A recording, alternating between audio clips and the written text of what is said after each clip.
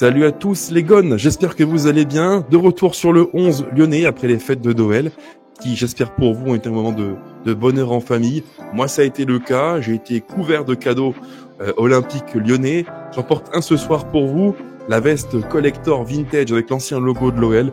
Je suis fou amoureux de ma veste, je ne la quitte plus pour tout vous dire, matin, midi et soir.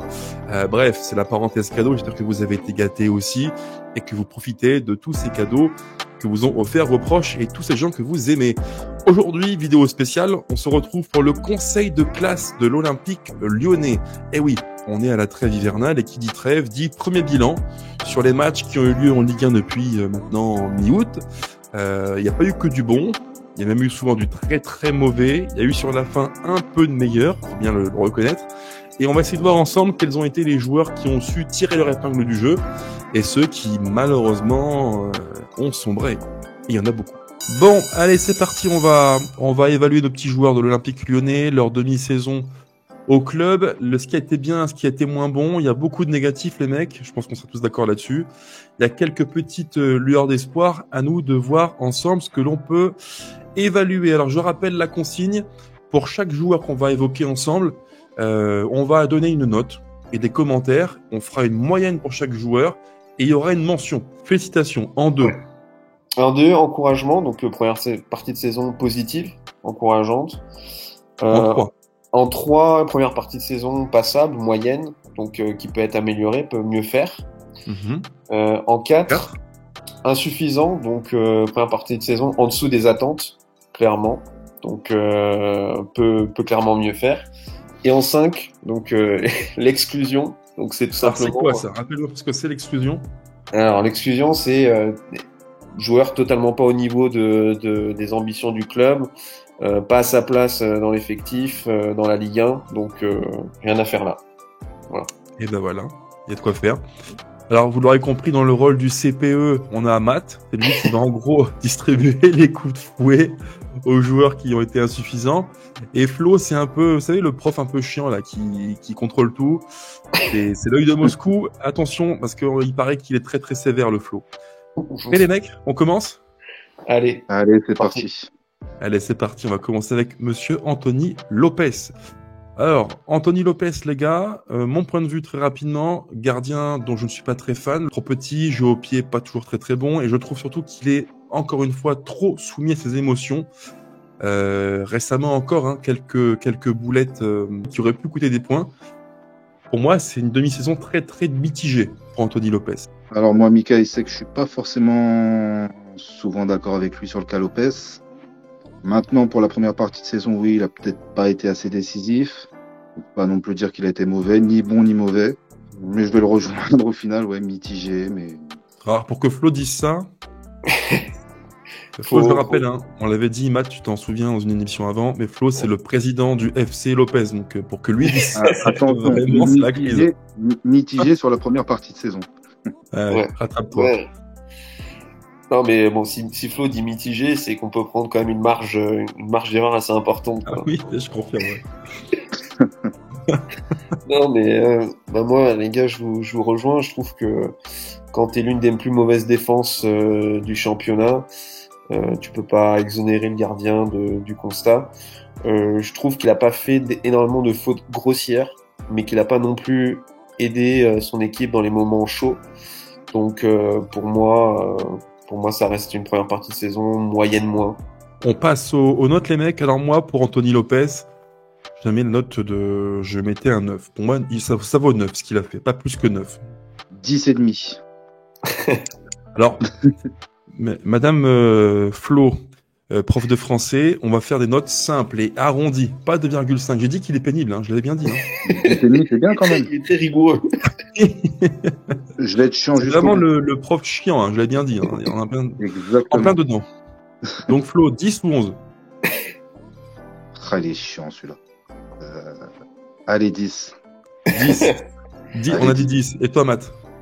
Je rejoins Flo, je dirais 10. Merci. 10 ? Bon, on est sur une majorité de 10, donc on dira 10 pour Anthony Lopez, ça me paraît plutôt juste. Ouais. Pour la mention, Matt le CPE. Bah écoute, je pense qu'on sera d'accord là-dessus, peut mieux faire. Voilà, on l'a connu plus en forme. Donc, peut mieux faire. Je sais pas si vous me rejoignez là-dessus, mais... Ouais, Moi, je suis ça me va. d'accord. Donc Anthony Lopez, 10 sur 20, peut mieux faire. Parfait, Ouais. les gars, on passe au cas suivant. Ça va faire réagir le cas de Sinali Diomandé. Première partie de saison, pour moi, moyenne moins aussi. C'est-à-dire que c'est pas catastrophique, mais ça reste globalement pas au niveau de ce qu'on avait avant, de Castello Keba.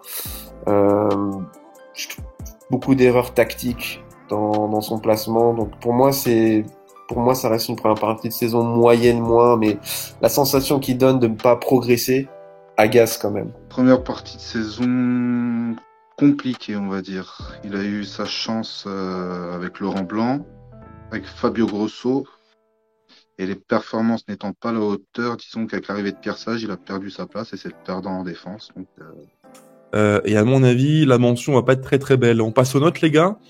Moi, pour Diomandé, au vu de tout ça, je vais attribuer un 7 parce que c'est juste plus ou pas au niveau. Voilà. Donc 7 sur 20 pour moi. Ouais, moi je lui aurais mis 8. Et Flo? pareil que match, j'irai sur 8. Et pour l'instant, je remarque que c'est tout, en tout cas, le prof sévère. Effectivement. C'est bien vu, bien vu. Alors, non seulement il est sévère, en plus il est casse-bonbon, l'ami Flo. C'est un prof très pénible. Donc, Ok, les gars, c'est moi. 2, 8, 1, 7, je me plie à la majorité, donc il aura 8. 8 pour demander. Quelle mention mettons, madame la CPE? Matt? Insuffisant pour moi. Clairement insuffisant. Insuffisant? Ouais, Flo, je sais pas pareil si vous êtes d'accord. Je suis d'accord, insuffisant. Ça me va aussi. Ça me va aussi. Est-ce qu'on pousserait pas un tout petit peu la mention vers l'exclusion? On rappelle que l'exclusion, ça veut dire que pour nous, en janvier, c'est ciao au mercato. En fait, Est-ce pour qu'on moi, va jusque-là, les mecs? pour moi, c'est ciao au mercato, mais pas pour le fait qu'il soit totalement, on va dire, hors du coup et pas du tout au niveau, mais plus parce que on a vu le plafond, à mon avis, chez nous. Donc, il est peut-être temps de s'en séparer, quoi. Allez, ouais, exclusion. Exclusion. Donc on est à 2. Ok. Matt Bon, bah, écoute, la CPE écoute les profs. Donc, bah, on part sur l'exclusion. Je pense qu'on sera d'accord sur le fait qu'il doit partir. Donc, exclusion. Et ben c'est parfait. Donc, demander, si je résume bien, 8. Insuffisant plus exclusion pour Sinali. On continue, on enchaîne avec Douillet Tchaletatsar. Alors, Douillet. Début de saison, il n'a pas eu énormément sa chance. Ensuite, avec Fabio Grosso complètement mis au placard. Et là, depuis que Pierre Sage est arrivé, il est ressorti du placard et il est plutôt bon. Pour moi, c'est encourageant pour l'instant. Pour moi, Douillet, début de saison où j'ai trouvé qu'il était parfois intéressant. Après, comme tu l'as dit, sous Grosso, totalement disparu pour des raisons assez obscures. Parce que quand tu vois ce qui se fait maintenant, ça paraît assez fou de s'en priver durant quasiment plus de 2 mois. Et sous Pierre Sage, bah, il y a un retour du Croate à un bon niveau, solide dans les duels aériens, physiquement présent, très bon relanceur. C'est contrasté, mais pour des raisons pas toujours liées à lui, malheureusement. Moi, je vous rejoins, les gars. En vrai, moi, parce qu'il a joué quand même quelques matchs en début de saison. Moi, sur les matchs qu'il a joué en début de saison, je l'ai toujours trouvé intéressant. Alors, évidemment, parfois, toujours cette sensation de lourdeur, un peu lent pour démarrer. Mais globalement, j'ai toujours trouvé intéressant. Et en fin de saison, il revient plutôt bien. Ok, on passe aux notes. Flo? Compliqué de le noter. Allez, 10. Ah, il est sévère. Ah. Matt? Moi, je mettrais 12. Écoute, je te rejoins. Moi, je mets aussi un 12 pour Douillet. Flo, t'en penses quoi? Toi qui as mis 10. Je me plie à la majorité, si. On peut mettre 11, si tu veux. On met 11. Allez, 11 pour Douillet Tchaletatsa. Madame la CPE, la mention? Moi, j'ai envie de dire encouragement, en fait. On a envie de voir davantage le joueur, donc je dirais encouragement. Je sais pas si vous êtes d'accord là-dessus, mais... Je te rejoins Ouais, je suis d'accord. totalement. Pour moi, c'est encourageant aussi. Il y a du bon dans ce qu'il fait. Et je pense qu'il faut l'encourager. Donc, Ouais. Douillet Tchaletatsa, 11 sur 20. Et travail donc encourageant pour la suite. On passe au cas suivant. Ah, alors là, pour le coup, je pense qu'on va être d'accord tous et assez vite. Le Ouais. cas de l'Irlandais, arrivé de nulle part, tel une météorite, Jake O'Brien, le Jérémy Golgoth Mathieu, irlandais. Écoute, une bonne surprise. J'attendais pas grand-chose de lui. Je ne le connaissais pas avant qu'il rejoigne l'équipe. Donc, très bonne surprise. On attend de voir parce qu'il y a quand même quelques défauts. Voilà, sur les duels, les prises en contre un, il est encore en difficulté. Mais par rapport à ce qu'on attendait, c'est évidemment au-dessus des attentes, à mon avis. Donc, très positif. Flo? Je rejoins Matt, hein, c'est la bonne surprise du mercato. On ne l'attendait pas. Je pense que même le coach à l'époque ne l'attendait pas. Il a su saisir sa chance sous Fabio Grosso. Il est jamais sorti du 11 et Je vous rejoins les mecs. Hein. Arrivé de nulle part sur la pointe des pieds, tel un inconnu. Et au final, il s'est imposé avec des prestations solides. Je l'ai déjà dit, hein, mais des mensurations de dingue. 1m97, 90 kg, il va super vite. Il est très bon dans la profondeur pour gérer les courses des attaquants. Il est un peu moins bon dans les duels en 1 contre 1. Je trouve qu'il est parfois un peu lourd. Mais... Donc, pour moi, c'est quand même très positif. On parle d'un gamin qui a zéro référence au plus haut niveau. Zéro, hein, absolument aucune. Donc, c'est quand même très positif. Moi, dans mon cas, je partirais sur une note pour le petit Jake, au vu du contexte. Alors, c'est pareil, attention, je précise bien que la note qu'on attribue, elle est aussi liée au contexte du joueur. Ouais. Voilà, faut aussi le dire. Hein. Donc, moi, je qu'on a partirais sur un 14. Parce que c'est vraiment très, très encourageant au vu de son parcours et de son pédigré qui est quand même très, très faible. Voilà. Pour moi, 14. Moi, je serais parti sur un 15, tu vois. on irait sur un 13. 13, 14, 15. On 14. part sur un 14. Ouais. Allez, Ça vous va, les gars? ça me Matt, va. Ouais. la mention? Ici, tu vois, j'hésite entre félicitations et encouragement. J'ai besoin de votre aide parce que j'ai envie de dire qu'au vu des attentes qu'on avait par rapport aux joueurs, au vu de sa jeunesse dans l'effectif, de son expérience, il est très surprenant de manière positive. Donc, j'ai presque envie de lui mettre les félicitations. Je sais pas votre avis là-dessus, mais... Flo, Moi, vas-y. je vais être chiant, je vais dire félicitations pour sa première partie de saison et je l'encourage à continuer. Flo, faut trancher. C'est soit on encourage, soit on félicite. Des félicitations Allez, encourageantes. On félicite. Moi, ça me va aussi, les Merci. mecs. Honnêtement, je pense qu'il le mérite. Il vient de nulle part, on l'a dit. Donc, pour moi, sur les 6 mois qu'il vient de faire, on peut le féliciter. Ça vous convient? Ça me convient. Allez. Parfait. Donc, Jake O'Brien, 14 sur 20. Et on le félicite. Très bien, Jake. On poursuit avec... Ouh là là. Alors là, par contre, attention, parce qu'à mon avis, le débat va être houleux pour défendre le soldat Dejan Lovren. Et à mon avis, on va pas être d'accord, au moins avec Matt, c'est sûr. Alors, Moi, je Flo, tu vas propose de commencer. commencer parce que je vais vous laisser après dans votre débat vous fighter un petit peu. Vas-y. Alors moi, je vais dire qu'il est moins performant que la saison passée, mais il faut aussi prendre en compte qu'il a été blessé durant la préparation. Maintenant, je pense que par son leadership et son expérience, il peut toujours nous apporter. Donc j'attends d'en voir plus sur la deuxième partie de saison et je l'enterre pas. Allez. Ben écoute, je reprends, Flo, au mot près ce que tu viens de dire, mais au mot près, à la virgule près. Alors oui, il n'est pas au niveau de l'an passé, oui, il paraît moins serein, oui, il paraît plus emprunté, mais oui aussi sur le terrain, il a une utilité essentielle par son leadership, son expérience. Je suis quasiment certain que Jake O'Brien et Dujicic Tatsar ne seraient pas au même niveau sans Dejan Lovren. D'ailleurs, tous ceux qui veulent une défense à 4, coucou Matt, en janvier, je leur dis rendez-vous, on verra bien si les deux seront aussi bons sans Dejan. À mon avis, le facteur expérience qui rassure les jeunes derrière lui est très très important et c'est très très sous-estimé. La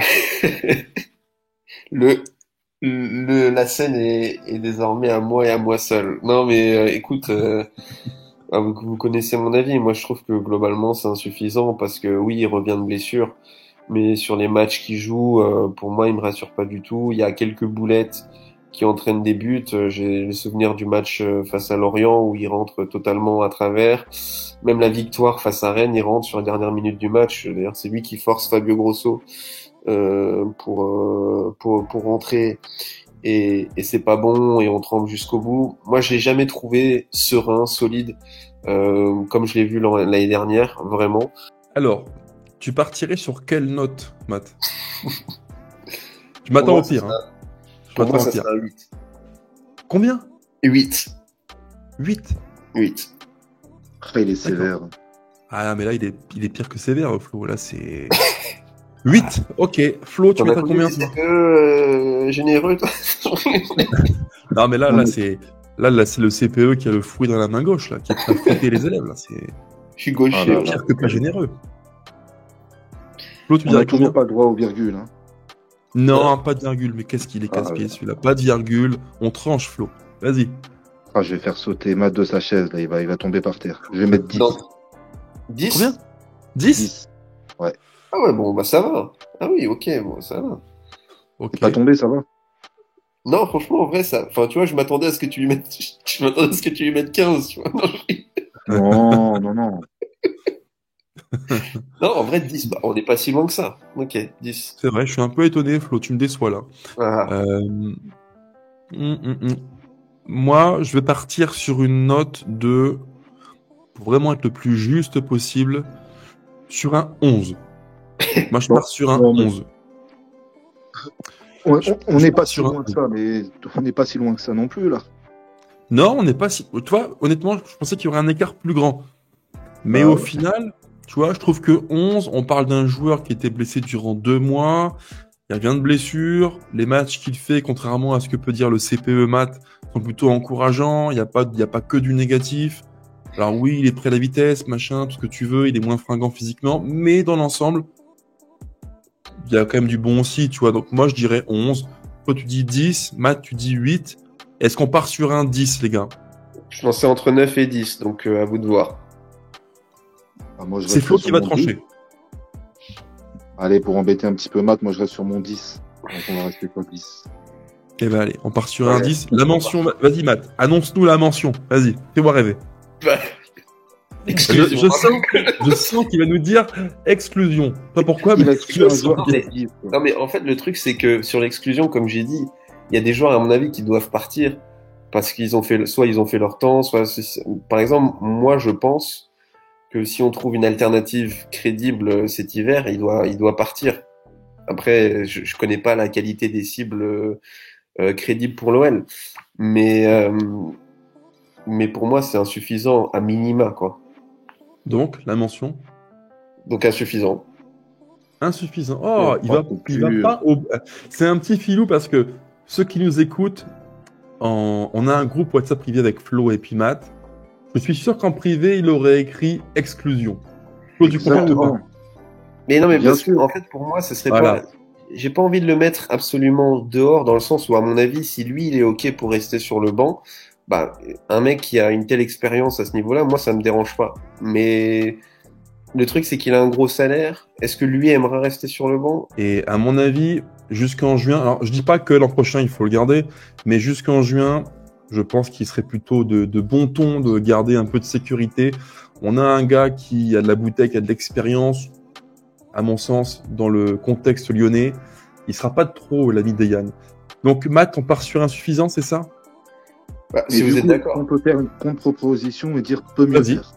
Vas-y Flo, peut mieux faire? Moi, je partirais sur peut mieux faire. Ça me va aussi. Moi, je serais plus sur peut mieux faire, ouais. Ouais. Bah, écoutez, les Le gars, CPE va devoir se...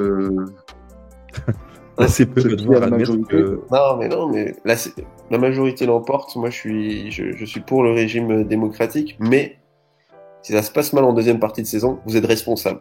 Très bien. Très bien. On sera donc responsable si l'élève redouble à la fin de l'année. Pas de soucis, Matt, on va assumer. T'inquiète pas. On a On confiance saura en Dayan. l'accompagner dans son redoublement. Peut mieux faire. On saura l'accompagner dans son redoublement, comme dit Flo. Magnifique. Donc, Dayan, si je résume, 10 sur 20 et peut mieux faire. Je poursuis avec Nicolas Tagliafico. Vas-y, Matt, enchaîne.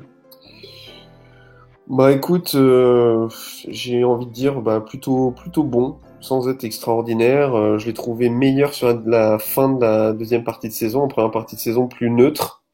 Donc globalement positif, sans aller dans les hauteurs qu'il a côtoyées peut-être l'année dernière avant la Coupe du Monde. Mais après, sa combativité, sa grinta nous apporte tellement que... Moi, je dirais un soldat fidèle à lui-même. C'est-à-dire que pour moi, c'est un joueur fiable. Quand tu le mets sur le 11, t'as pas trop de doutes sur ce qu'il va faire. Tu n'auras jamais droit à des débordements à la Marcelo, au Roberto Carlos, des fulgurances. T'auras pas le droit à ça, mais t'auras le droit à un mec qui, du début à la fin, va tenir son poste, fera quasiment pas, voire jamais d'erreur, sans être brillant. Donc pour moi, c'est positif. Disons que si on avait un 11 avec que des Tagliafico qui ont un niveau moyen stable, on n'aurait pas connu, je pense, autant de galères au club. Ouais. On part sur les notes, les mecs. Moi, je partirais pour Nicolas Tagliafico sur un 12, un bon 12. Voilà, un 12 bien tapé. Bah pareil pour moi, Mika. 12. J'étais parti sur ça. Ouais. Nickel. Ah, moi, j'irais plutôt sur un 11. Un 11. Ok. Mais comme t'es en minorité, on partira sur un 12. Ça te va, Flo? Allez, ça me va. La mention? Bah, je pense mettre d'accord. Encouragement, non? Plutôt positif. D'accord. Ouais, c'est plutôt encourageant. Ouais, encouragement. Nickel. Tagliafico, 12. Et donc, c'est encourageant. On passe à sa doublure officielle. Enrique. Vas-y, Flo. Alors, Enrique, pas grand-chose à dire sur lui. Je dirais que quand il joue, il est jamais très bon, jamais très mauvais. Après, moi, je trouve que face à Marseille, il avait fait un bon début de match avant d'être un peu moins bon et de sombrer comme toute l'équipe. Ouais, j'ai un peu la même avis que Flo sur le fait qu'il est jamais très mauvais. Malgré tout, j'ai trouvé qu'à Marseille, il a quand même coulé avec l'équipe. Il a été en grosse difficulté et par contre, tu vois, il rentre face à Monaco sur les dernières minutes et je le trouve très engagé, très, comment dire, très agressif et plutôt juste dans ses interventions. Donc, c'est un joueur qui, à mon avis, peut pas monter très haut, mais qui, dans la mentalité, est exemplaire. Pour moi, c'est un joueur qui est une bonne doublure. Tu sais qu'il pourra jamais être le numéro 1. C'est impossible parce qu'il a un plafond qui est clair. Après, contrairement à ce que beaucoup peuvent dire, techniquement, je trouve qu'il est plutôt propre. Je trouve qu'il a un bon rapport au ballon. Après, oui. Et pour moi, il a un vilain défaut, c'est que bien souvent, il est trop laxiste. Défensivement parlant, il y a des trous d'air, il y a des erreurs qui peuvent à tout moment te plomber un match. Mais avec une telle mentalité positive, pour moi, c'est forcément un bilan encourageant. Parce que le gars rentre à fond, il donne tout, il triche pas. C'est pas un tricheur. Et il faut des mecs comme ça dans l'effectif. Il faut des mecs qui ne trichent pas. C'est important. On passe. C'est ce que j'allais dire, un joueur qui ne triche pas. Bah voilà. On passe aux notes, les gars. Moi, je partirais pour Enrique sur un 11. Moi, c'est dur à noter. Hein. Ouais, moi, honnêtement, j'allais partir sur un 10. Ouais, j'irais sur un 10 aussi. 10, bon, ça fait 10. Le truc, c'est que pour une note de 10, j'ai envie de mettre peut mieux faire, mais est-ce qu'il peut mieux faire? Ouais, il y a un plafond, quoi. Ouais. Moi, j'irais sur encourageant. Encourageant? Ouais, un 10 encourageant. Donc, 10 et encouragement, les mecs? Allez. Moi, ça me va. Ok. Allez, on continue. On passe à Saël Koumbedi. Vas-y, Matt. Bah écoute, quand il a joué, je l'ai pas trouvé très convaincant. Donc il est d'ailleurs passé clairement derrière Clinton Mata. Donc c'est une première partie de saison décevante pour un joueur dont on attend une évolution puisqu'il est jeune. Et l'évolution, malheureusement, je ne la vois pas. Donc ouais, profil différent que Mata. Après 18 ans, on va lui laisser encore un peu de temps, quoi. Ok, magnifique. C'est précis, c'est posé, c'est magnifique, c'est du flow dans le texte. Moi, je vous rejoins, les gars, pour Koumbedi. Je dirais que ça reste encore un jeune joueur et que, comme tout jeune joueur, il y a plein de carences qui sautent aux yeux, notamment défensives. Et là, il a devant lui un titulaire en puissance qui est Mata et qui est une valeur sûre, dont on parlera après. Donc, ouais, il est réduit au rôle de remplaçant pour l'instant. Donc, disons que c'est logique. Pour moi, c'est logique au vu du statut du joueur qui est un jeune joueur. On passe aux notes, les gars. Flo, pour Koumbedi? 10. 10. Matt? 9 pour moi. 9. Moi, je partirais sur un 10 aussi. On peut mieux faire. Je pense qu'on va être d'accord là-dessus, non? Oui, ouais, je suis d'accord. Moi, ça me va. Saël Koumbedi, donc 10 sur 20 et peut mieux faire. On enchaîne avec Clinton Mata, peut-être un des rares à être un motif de satisfaction. C'est un joueur propre, fiable. C'est, je trouve, le pendant parfait de Tagliafico à gauche. Joueur sûr, de devoir, un soldat. qui fait des choses simples, mais qui les fait bien, qui peut dépanner dans l'axe, qui est donc polyvalent. Bref, un joueur sur qui on peut compter et qui, je pense, fait beaucoup de bien au coach qui le côtoie. Bah, je te rejoins sur tout ce que tu as dit, ouais. Après, je rajouterais qu'il est combatif, il est bon défensivement. Après, il est peut-être moins impactant offensivement, mais ça reste une valeur sûre. Et comme tu dis, Je te rejoins, ouais. c'est parfait de l'autre côté que de Tagliafico, quoi. Ok, Matt. Bah, je vous rejoins tous les deux, les gars. Pour moi, il est défensivement très bon, il peut dépanner dans l'axe, très bonne mentalité, fiable. Un peu plus de mal offensivement et la qualité technique peut-être un peu moins élevée que celle de Tagliafico. Mais globalement, c'est plutôt bon et fiable. Donc, positif. Ok. Vos notes, vas-y Matt, enchaîne. J'aurais mis 13. Flo. J'irai sur un 11. Ok, je te trouve un petit peu dur. Moi, je partirais sur un 13 aussi, parce que c'est un joueur fiable qui ne déçoit pas en fait. Donc, je partirais sur un 13. Vu qu'on peut pas faire 12,5, on va rester sur votre 13, mais ouais, 13. 13, Flo, ça te va? Ouais, allez. Magnifique. 13. La mention, Matt, qu'est-ce qu'on lui attribue? Bah, encouragement. Encouragement, moi ça me va aussi. Flo, pareil? Ouais, je suis d'accord. Magnifique. Clinton Mata, donc 13, et donc bilan encourageant. On a fait les défenseurs, les gars, on va commencer la liste des milieux de terrain. Paul Akwoku, qui est donc une des recrues du mercato estival, donc du Betis Séville, et qui devait en théorie être le numéro 6 que demandait Laurent Blanc cet été. Malheureusement, on est loin du compte. Alors moi, mon bilan sur lui, il est très simple. C'est un joueur qui n'a rien à faire à l'OL, qui n'aurait jamais dû être là.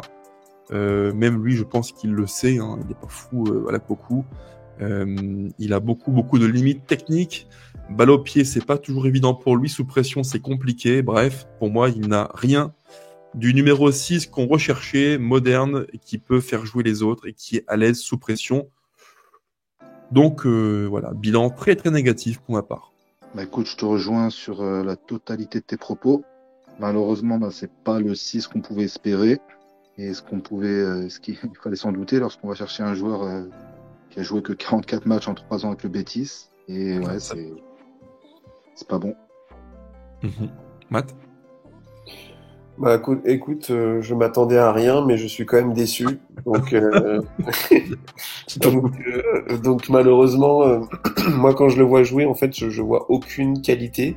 Voilà, je vois un joueur en fait mauvais, en fait, faible à quasiment tous les niveaux, parce que même physiquement, je le trouve dépassé par la Ligue 1.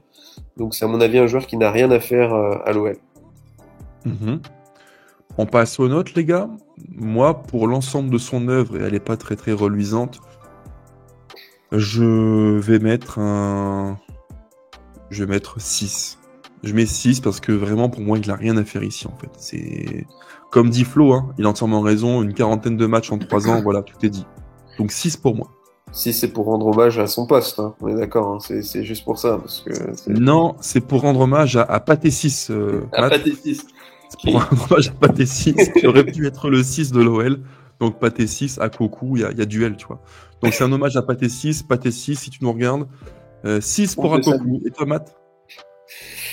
Bah écoute, moi ça serait un 5. Voilà, parce que c'est pas bon. C'est mauvais, c'est très mauvais. Ok. Flo? Moi, j'irais sur un 7. 7. Bon. 5, 6, 7, ça fait donc une moyenne de 6. On parle là-dessus? Oui.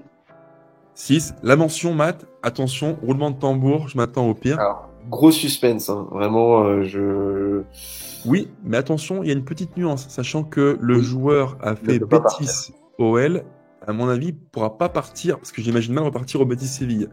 Ouais, comme c'est limité à 3 clubs en un an. Alors, oui, donc dans la pratique, on peut pas l'exclure. Ouais, ou même à Molenbeek, hein. Moi, demain, tu me dis qu'il est à Molenbeek. Ça me va. Merci, après, Johnny.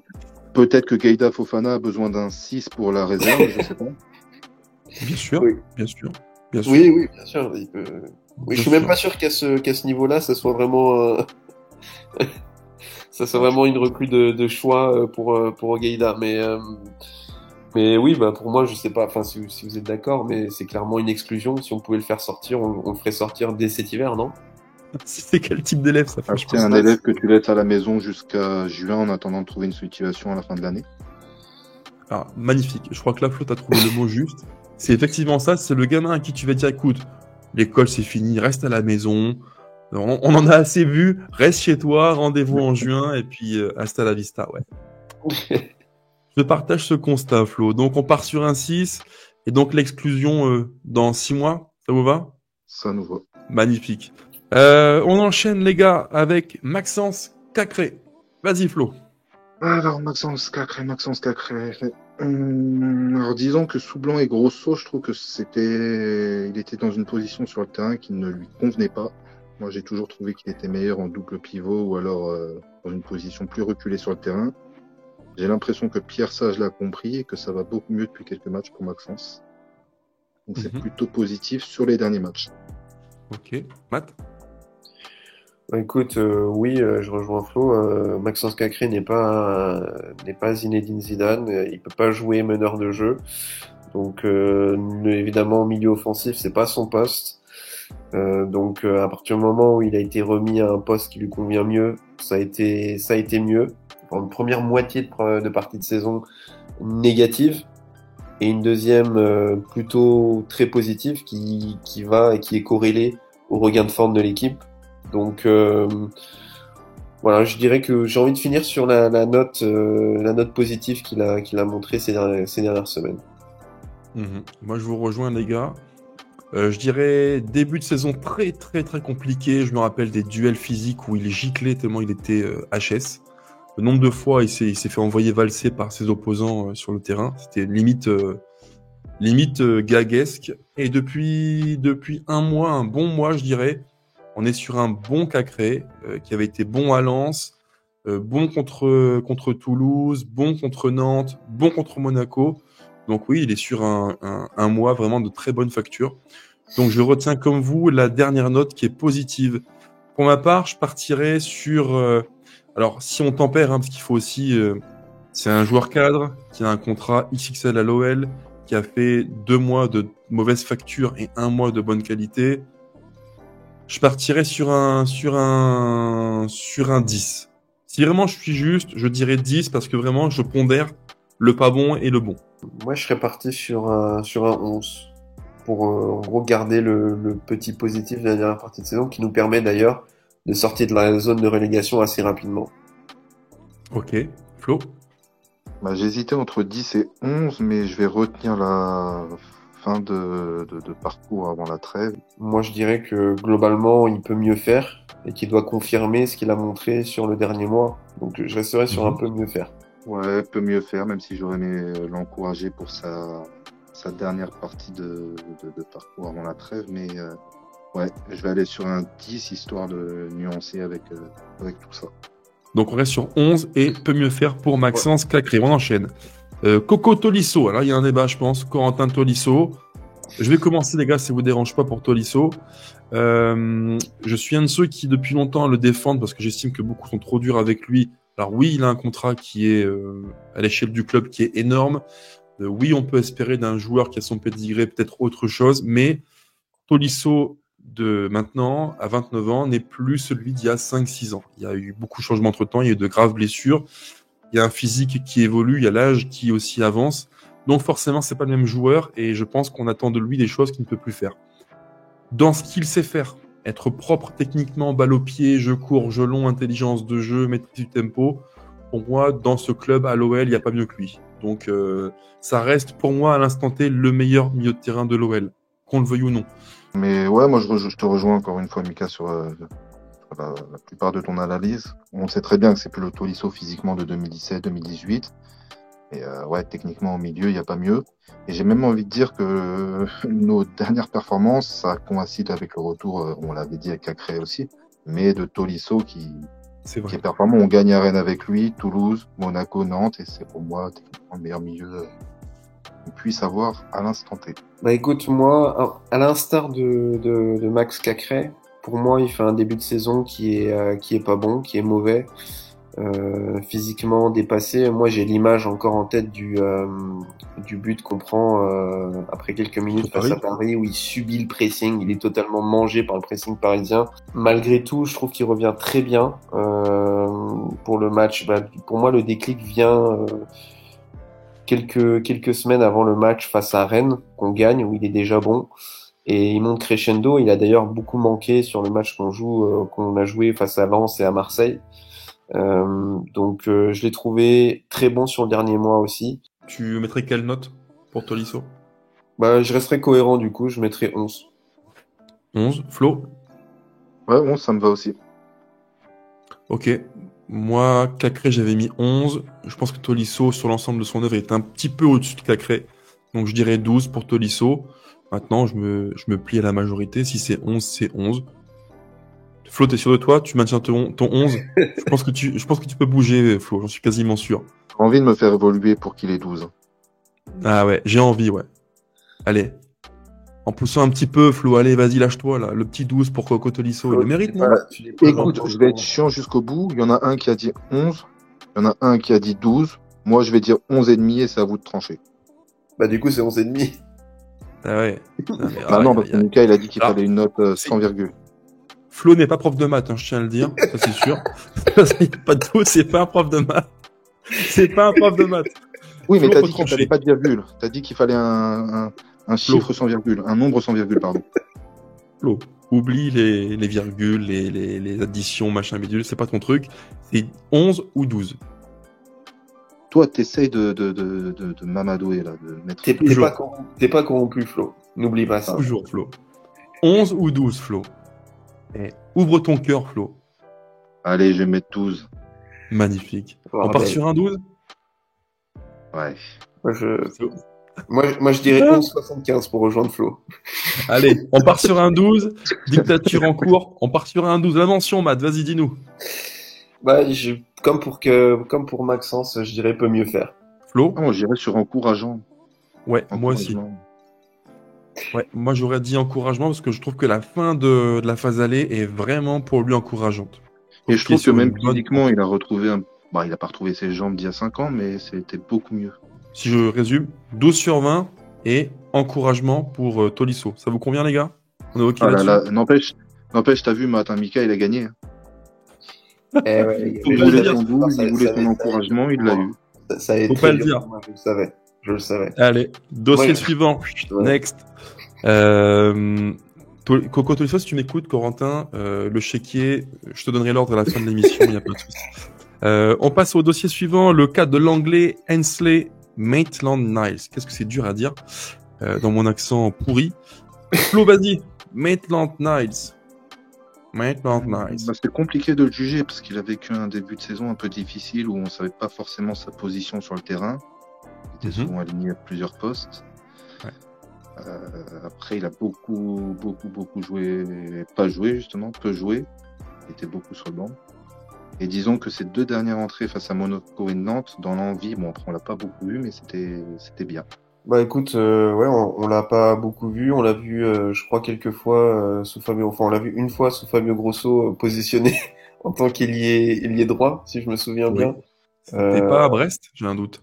Je sais plus où est-ce que c'était, mais bon. Je crois que c'est à Brest. Une belle innovation tactique. Il était, je rappelle, il était à 200 000 € mensuels en première ligue. J'imagine que chez nous, il n'est pas à beaucoup moins, faut pas se leurrer. Donc, le contrat qui est bien, il l'a, et de ce qu'il a montré, on est loin, très très loin des standards d'un joueur de première ligue qui devrait apporter intensité, verticalité, puissance et course. On est très très loin du compte. Et pour moi, on est presque sur une erreur de casting. Franchement, on n'est pas loin de ça. Donc moi, je partirais sur un 8, parce que c'est vraiment insuffisant, et c'est pas les quelques bouts de match contre Monaco ou Nantes qui me feront oublier 4 ou 5 mois de niveau franchement insuffisant. Ouais, je partirais sur un 9, parce que comme tu dis, les 2 petits bouts de match convaincants, on va dire, face à Monaco ou Nantes ne suffisent pas à remonter sa note. Pas beaucoup, donc 9. Ok, Matt? Ouais, je partais aussi sur un 9. Ok, donc on part sur un 9. La mention? Je dirais insuffisant, je pense qu'on est d'accord. Ouais. C'est ok, Flo? Allez. Donc, Maitland Niles, 9 sur 20 et insuffisant. On passe au dossier suivant, le cas de Skelly Alvaro. On a affaire à un joueur qui vient de Ligue 2, qui a des références Ligue 2, et il faut pas être étonné que en Ligue 1, ça pêche parce qu'il a pas de référence du haut niveau. Malheureusement, on en est là.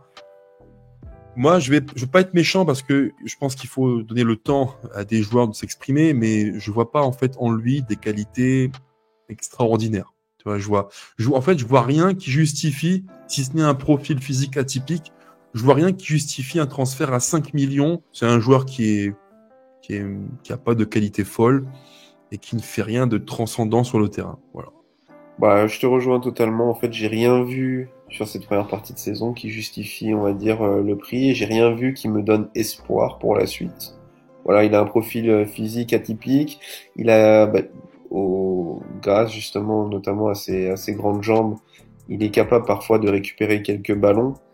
Mais globalement, j'ai pas été, j'ai pas vu énormément de choses qui me font espérer un progrès net sur la deuxième partie de saison, mais pas convaincu, sincèrement. Et comme toi, je pense qu'on est pas loin du joueur qui a pas du tout le niveau pour la Ligue 1.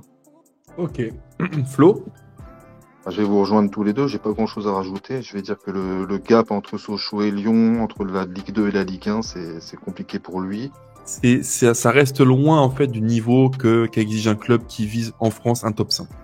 Donc 9 pour moi. Moi, je vais lui mettre 8. Flo? J'irai sur un 9. Mm-hmm. J'irai pas jusqu'à l'exclusion en tout cas. Skelly Alvaro, 9 sur 20, et c'est clairement insuffisant. On passe à la suite, le jeune Mahamadou Diawara. Alors Mahamadou Diawara, disons que c'est un peu comme O'Brien en défense, c'est la satisfaction, c'est la révélation au milieu. Il était venu pour jouer avec la réserve, pour rien demander de plus. Il a su saisir sa chance et au final, sur les titularisations et sur les entrées, il a toujours été bon. Bah, pareil, c'est une bonne surprise parce qu'on l'attendait pas cette année dans l'effectif.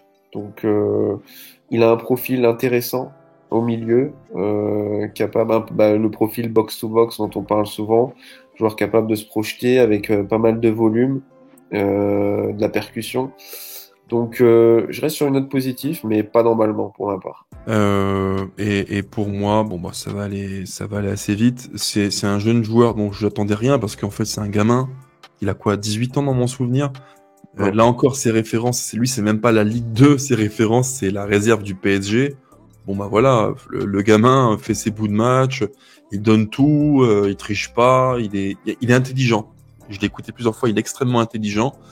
Ça, c'est une qualité essentielle. Donc voilà, j'ai envie de l'encourager, j'ai envie de souligner ça, le positif. Après, voilà, il fait ses gammes, et c'est encore une fois une anomalie qu'un gamin comme ça soit propulsé aussi vite à l'OL. C'est dingue.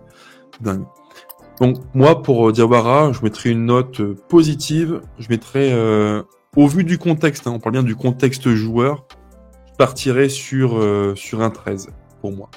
Je partais sur la même note, 13, ça me semble correct. J'irai sur un 12. 12 ? Ouais. Écoute Flo, j'ai le regret d'annoncer que ce sera 13, parce que tu es en minorité. Donc ce sera un 13 pour Diawara. La mention, les gars. Encourageant. Encourageant, Flo ? Ouais, encouragement. Ça me va aussi. Donc Diawara, 13 sur 20, et c'est plutôt encourageant. Les gars, on finit avec notre dernier milieu de terrain, avant de passer aux attaquants. Ryan Cherki, le cas épineux de l'OL. Ryan Cherki, j'ai mon point de vue sur le joueur, je le donnerai après, parce que je tiens pas à fausser dès le départ le point de vue. D'accord. Qui veut commencer, les mecs ? Moi, je peux commencer s'il faut. Vas-y Flo, vas-y. Malheureusement, Ryan, c'est compliqué. Il n'est pas au niveau auquel on l'attend. Il y a beaucoup d'espoir en lui, mais sur le terrain, c'est difficile. Malheureusement, il n'est pas assez décisif. Et c'est très très compliqué. Matt ? Écoute, très décevant également. C'est un joueur qui demande beaucoup de liberté sur le terrain, mais le rend très peu à l'équipe. Et en termes de statistiques, et même de mentalité, je trouve qu'il est pas dedans. Donc c'est décevant et je pense que pour ma part, on est proche de la fin de l'histoire.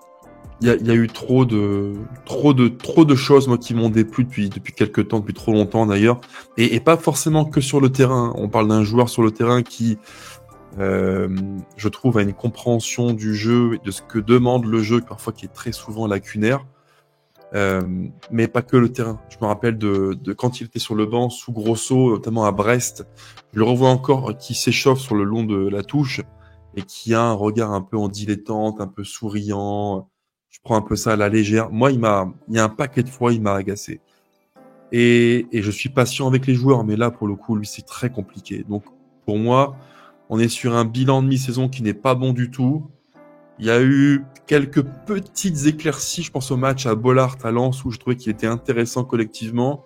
Le match contre Nantes, il est au service du collectif, mais quand tu prends ces deux matchs dans l'ensemble de la mi-saison, bah, c'est trop peu, quoi. On parle d'un joueur qui est à 200 et quelques mille euros mensuels, qu'on a installé en numéro 10, clé du camion. Bref, c'est pas assez du tout. C'est clairement pas assez.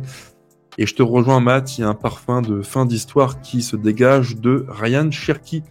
La note, pour moi, elle est simple. Je vais lui attribuer la note de 8, parce que c'est non seulement insuffisant par rapport à son statut à l'OL qu'il a demandé, parce qu'il a le contrat, il l'a entre les mains et on lui a fait la place. C'est pas suffisant.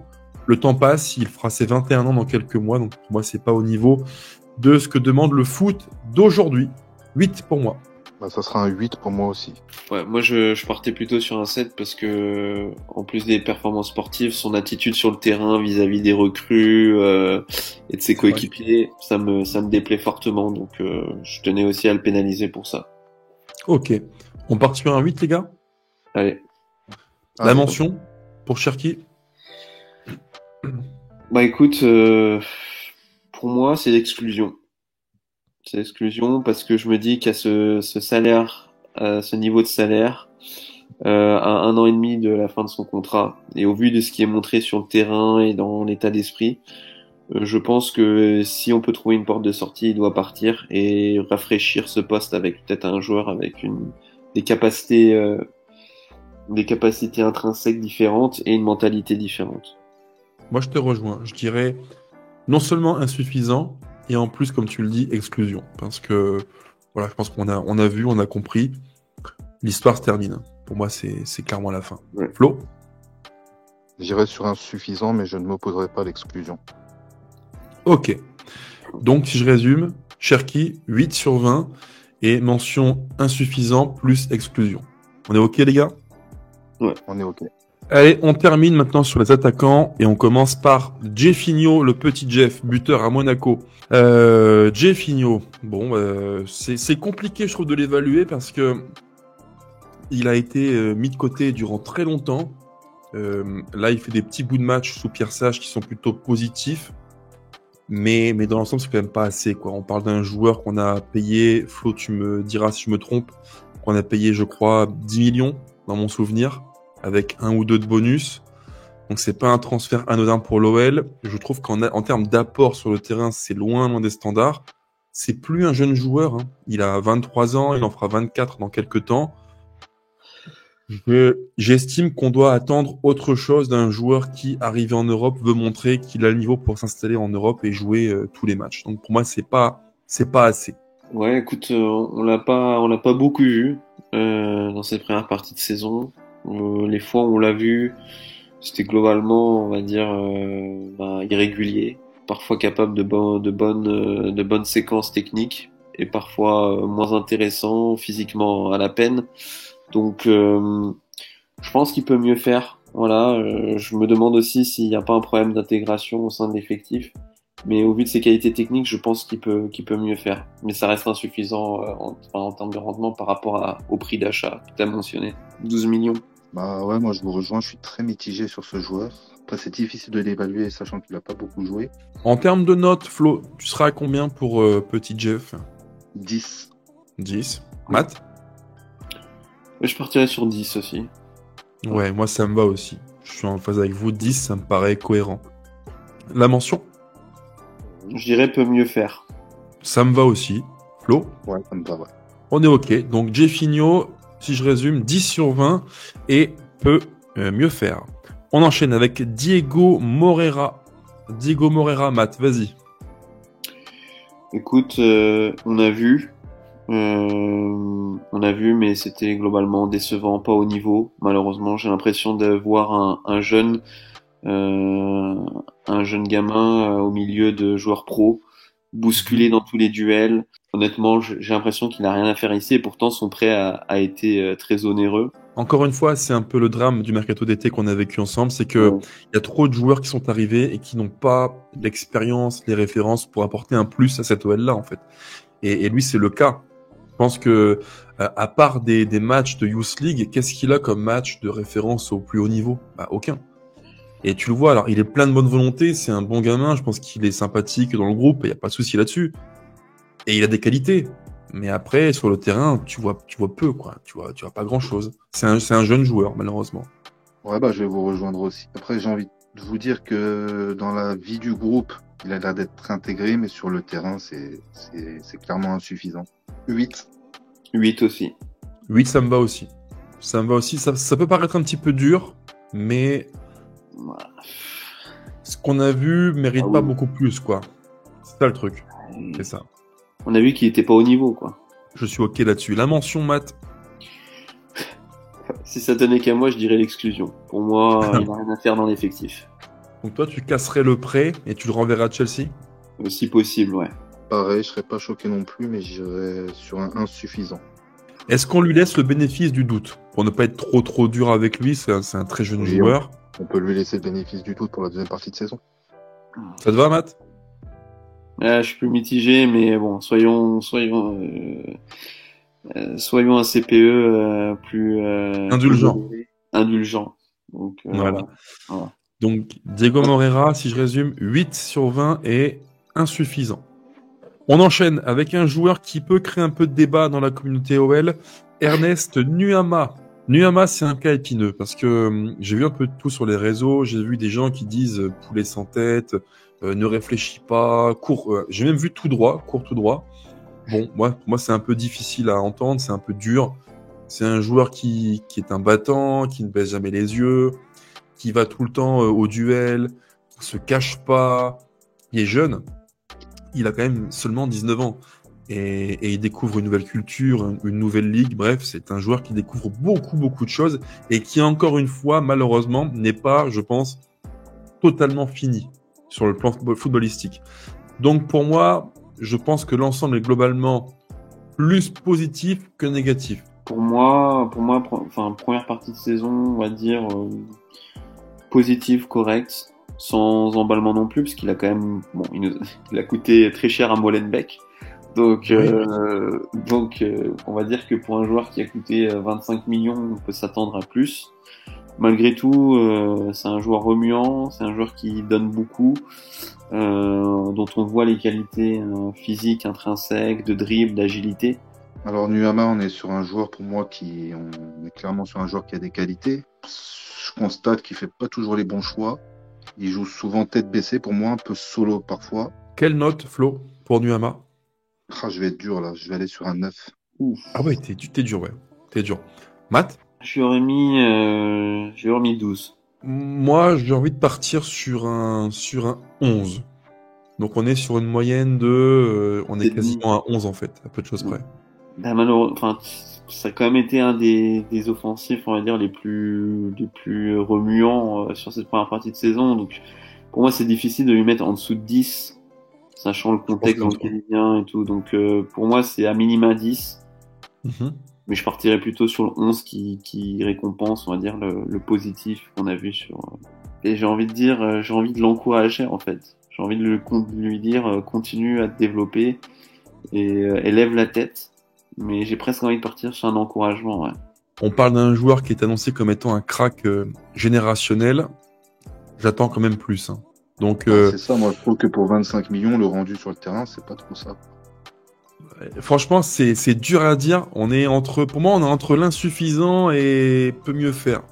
Je dirais peut mieux faire. Ouais, allez, allez, on va vraiment pas aller sur peut mieux faire. Ouais. Ça vous va, les mecs? Ouais, ça me va. Ouais. Allez, donc 11 sur 20 pour Ernest Nuama et peut mieux faire. Le buteur, le général Alexandre Lacazette. Je vais commencer, les gars, si ça vous dérange pas. Lacazette, on parle du joueur star de l'effectif, le meilleur joueur sans contestation possible. C'est le leader de technique de l'effectif. Bon, ben on a vu un joueur en perdition durant très longtemps, qui ne faisait pas beaucoup d'efforts, qui paraissait emprunté physiquement, très peu inspiré. Il faut aussi le dire, très peu servi ou mal servi par ses collègues. Et puis, sur la fin des matchs allés, sous Pierre Sage, on a vu un joueur un petit peu différent, plus épanoui, plus volontaire, et qui a marqué, qui a enchaîné les buts. Donc c'est très contrasté. Si j'avais dû le noter avant Pierre Sage, ça aurait été une note catastrophique. Maintenant, les quelques matchs sous Pierre Sage sont encourageants pour la suite. Donc on verra après pour les notes. Mais dans l'ensemble, c'est pour moi très très contrasté. Globalement, je trouve que c'est insuffisant au vu de son statut, au vu de ce qu'il a démontré l'année dernière. J'ai trouvé parfois pas concerné sur le terrain, un peu mieux évidemment sur les matchs sous le coaching de Pierre Sage, mais malgré tout, je suis quand même assez déçu de cette première partie de saison. J'ai pas aussi aimé son attitude sous Grosso qui pose question. J'ai déjà pas aimé ce qu'il avait fait sous Peter Bosz pour faire gicler le coach, et j'ai pas aimé non plus son attitude sous Fabio Grosso. Alors moi je dirais qu'il n'a pas toujours été au niveau auquel on l'attendait, un peu à l'image de l'équipe, et j'ai envie de dire que quand une équipe va mal, c'est difficile pour un attaquant de briller. Et sur la fin de la phase aller, quand Alex va bien, l'équipe va bien. Toi, tu lui mettrais quelle note, Flo? Je dirais 11. D'accord, donc un 11 pour Flo. Matt? Moi j'allais lui mettre 8. 8, ah ouais. Ouais, 8. 8 parce que je suis déçu. Voilà, je pondère par rapport à ce que j'attends de lui. J'ai été très déçu. Donc toi, tu retiens plus le négatif que la fin des matchs allés. Ouais. Moi, honnêtement, je partirais sur un 10 parce qu'il y a eu beaucoup de négatifs durant très longtemps. Il y a eu des débriefs de match, tu t'en rappelles, Matt, où je déplorais un leader, entre guillemets, à l'abandon et qui lâchait l'équipe. Je trouvais qu'il était vraiment dans une posture très négative pour l'équipe. Et puis là, depuis un mois, c'est un peu l'inverse, même carrément l'inverse. Donc tu vois, le ratio, il est là. Donc je dirais 10 pour équilibrer les comptes. Mais sur la mention, j'irais peut vraiment mieux faire. Ouais. Vraiment mieux faire. Donc on part sur 10 et peut mieux faire sur la mention. Je sais pas, ça vous convient vous les gars? Moi je dirais 10 et peut mieux faire. On est ok là-dessus? Ouais, je suis d'accord. Allez, il nous reste 2 joueurs les mecs et pas n'importe lesquels. On va finir en beauté la vidéo. Mama Baldé. Alors là pour le coup, on est sur un joueur, un de plus j'ai envie de dire. Un des 9 qui sont arrivés cet été. Et encore une fois, un joueur, on se demande en fait ce qu'il fait là. Alors, si vraiment je suis honnête avec tout le monde, j'étais un de ceux qui, quand il est arrivé, a dit c'est bien, c'est un bon backup à Lacazette. Il va un peu le pousser au cul pour faire encore mieux que l'an passé. Et c'était pour moi un joueur volontaire qui pouvait apporter son envie d'être bon dans un top club français. Et ben malheureusement, on s'est heurté de plein fouet aux limites techniques d'un joueur qui n'a pas le niveau pour être à l'OL, malheureusement, faut dire ce qui est vrai. J'en suis très déçu, parce que je l'imaginais mieux que ça. Moi, je l'ai vu faire des matchs à Paris avec 3 l'an passé au Parc des Princes, où il avait été vraiment très bon, et bien meilleur que ce qu'il nous montre à l'OL. Et c'est un joueur qui ne colle pas avec ce que demande le club à l'instant T. Je te rejoins, et en plus je pense qu'on avait tous les deux à peu près la même vision sur le joueur quand il est arrivé. J'étais plutôt positif aussi, j'étais resté sur des bonnes séquences de lui avec 3. Je trouvais que l'avoir en solution de backup à Alex, c'était une bonne idée. Et j'ai vite déchanté quand je vois la qualité technique et tout. C'est un truc qui semble anodin, beaucoup l'oublient, mais voilà, jouer à l'OL, jouer à l'OM, jouer à Paris, c'est pas la même chose que de jouer à 3 ou dans d'autres clubs. Flo, que je lance sur le sujet. J'adore. Flo, c'est un de ceux qui, quand il est arrivé chez nous, Baldé, il a directement dit sur le groupe WhatsApp, les gars, on parle d'un joueur qui n'a qu'une saison positive en Ligue 1, tout le reste, à 28 ans, c'est peanuts. Flo, on t'écoute. Exactement, c'est ce que j'allais dire justement. J'allais retracer un peu la discussion qu'on a eue ensemble et que j'étais beaucoup plus nuancé sur son arrivée. Après, qu'est-ce qu'on peut dire de plus? Il a eu sa chance, notamment avec Fabio Grosso. Il n'a Mhm. jamais été bon. Et on Mhm. remarque que depuis que Pierre Sage est là, il a fait ses choix. Et malheureusement pour lui, il en fait plus partie. Ça sera un 7. 7, ok. Matt? Ouais, je lui mettrais aussi 7, ouais. Ouais. Ouais, ça me va aussi. On part sur un 7. La mention, Matt. Fais-nous rêver. Bah écoute, je pense que toute autre option que l'exclusion est exclue. Donc Ah, t'es comme ça, toi? non, je sais pas si pour moi en fait il a rien à faire ici malheureusement sur les 6 mois tu vois en fait le gap. Donc toi, tu partirais sur l'exclusion. Flo, t'en penses quoi? Je valide totalement et j'attends le papier de maths pour mettre ma petite signature sur le dossier. Bon, dans ce cas-là, les gars, je ne peux que... Moi, j'aurais été un peu moins sévère que vous. Je pense qu'en fait, il peut mieux faire quand même que ce qu'il a montré. Maintenant, il y a forcément une question de confiance, une question d'être à l'aise dans l'équipe. Bon, je me plie à votre décision, les mecs. Ce sera donc l'exclusion pour Baldé. Donc 7 sur 20. Et exclusion au mercato d'hiver pour Mama. Et les gars, on finit sur un joueur qui revient un peu de nulle part, qui était en prêt en Espagne l'an passé, le cher Tino Kadewere. Vas-y, Matt. Bah écoute, à chaque fois qu'il est rentré, il a été plutôt bon. Donc moi j'ai une impression plutôt positive sur sa première partie de saison. Alors il n'a pas joué énormément, faut le dire aussi, mais sur toutes ses rentrées c'est plutôt positif. Donc j'ai envie de dire que s'il a le même comportement sur le terrain qu'il a eu sa première partie de saison, en solution sur le banc, c'est quelque chose qui me déplairait pas. Voilà. Je valide totalement ce que Matt a dit. Alors pour moi, Kadewere, c'est pas du tout le niveau d'un titulaire de l'OL. Mais en solution sur le banc, il a été bon à chaque fois qu'il est rentré, combatif. Je le conserver en tant que solution en cours de match, oui. Tino, moi, alors pour le peu de matchs où on l'a vu jouer, les quelques minutes qu'on l'a vu sous le maillot lyonnais, je dirais joueur positif, qui a envie de bien faire, qui ne triche pas non plus. Donc pour moi, ça ne peut pas être négatif, c'est sûr. Je dirais 11. Voilà. Au vu de ce qu'il a montré récemment, sur les quelques bouts de match qu'on l'a vu jouer, je dirais 11, parce que le comportement est bon. Moi, je dirais 10, mais un 10 encourageant. Matt? Je partirais aussi sur 11. Positif. Ok. Donc on est sur un 11 pour Tino Kadewere. La mention, les gars, on met encouragement? Oui. Oui, Ça oui. me rend compte. Ça vous convient? Donc 11 pour Tino Kadewere et les encouragements. Les gars, on a fini la liste des joueurs de l'équipe qui ont joué depuis août.